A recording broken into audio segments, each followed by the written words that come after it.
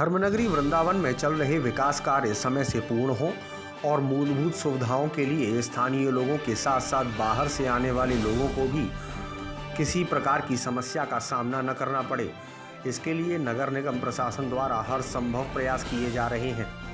इसी श्रृंखला में सोमवार को नगर आयुक्त रविंद्र कुमार मानदड़ द्वारा नगर निगम के वृंदावन जोन कार्यालय में स्थानीय पार्षद एवं नगर निगम के अधिकारियों के साथ बैठक की गई, जहां उन्होंने नगर में विकास कार्यों के लिए पार्षदों से विचार विमर्श किया।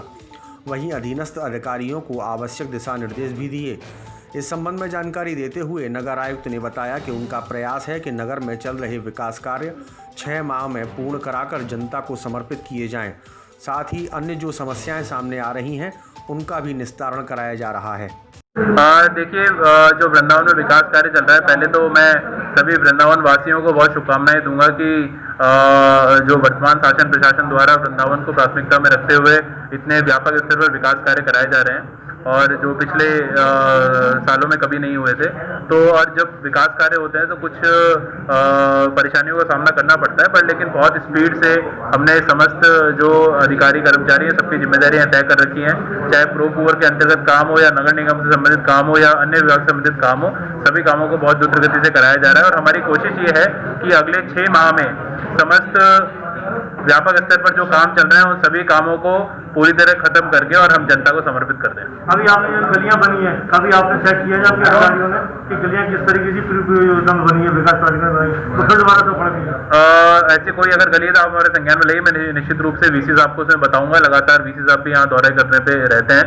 आज भी हम भी एक प्रोजेक्ट का दौरा करने के लिए जा रहे हैं। जैसा कि आपके संज्ञान में कि तटीय स्थान के सामने जो जलभराव था, एक बहुत बड़ी समस्या वृंदावन की थी, उसको अभी हम काम कराना हमने शुरू कर दिया है। 3 वहाँ पे हमारे इंटरसेक्शन थे, तीनों इंटरसेक्शन को करीब मैं 15 दिन पूर्व यहाँ पे आया था, उनको मैंने बंद करा दिया है।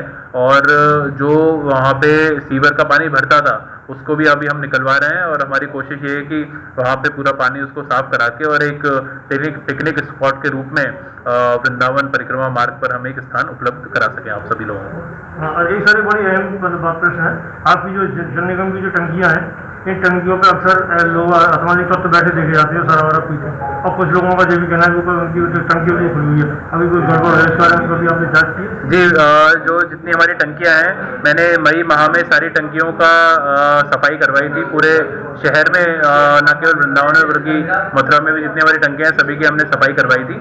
और दूसरा, सभी टंकियों के जितने ढक्कन वगैरह है वो भी सब हमने लगवाए थे। यदि ऐसी कोई स्पेसिफिक अगर कोई आपके उदाहरण है तो आप मुझे बताइए, मैं हमारे अपर नगर आयुक्त यहाँ पर हैं, इनको भेजूंगा और ऐसे असामाजिक तत्वों पे तत्काल FIR करा के कार्रवाई भी हम लोग करेंगे। तो उसमें हम लगातार तत्पर हैं। टंकियों पर चढ़ने के लिए जो सीढ़ियाँ बनी हुई है उसमें अगर गेट लगा दिए जाए तो ऊपर कोई चढ़ नहीं सकता।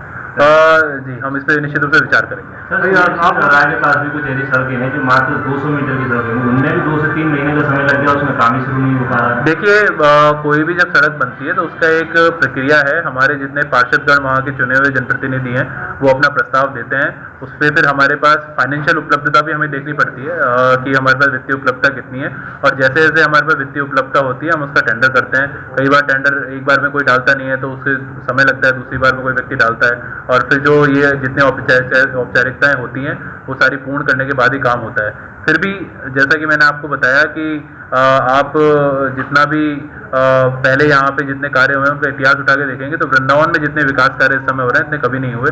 और हमारा प्रयास ये है कि अगले 6 माह में सारे विकास कार्य हम खत्म करा के यहाँ की जनता को समर्पित। आज आपने मीटिंग ली पार्षदों की, इसमें क्या निष्कर्ष निकला पार्षदों? देखिए, समय समय पर हम अपने जितने वृंदावन के पार्षदगण हैं सभी के साथ चर्चा करते हैं और बहुत ही अच्छे माहौल में हमारी परिचर्चा होती है।